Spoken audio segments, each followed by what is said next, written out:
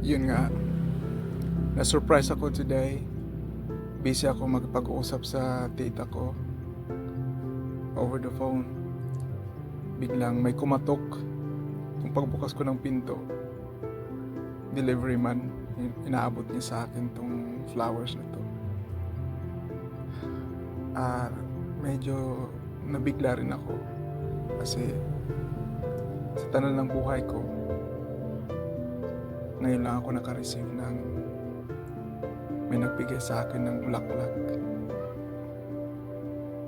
Kaalala ko, 52nd anniversary nga pala namin ngayon, which is every 20th day of the month. Salamat, Roland. Salamat for coming into my life. Thank you. I love you.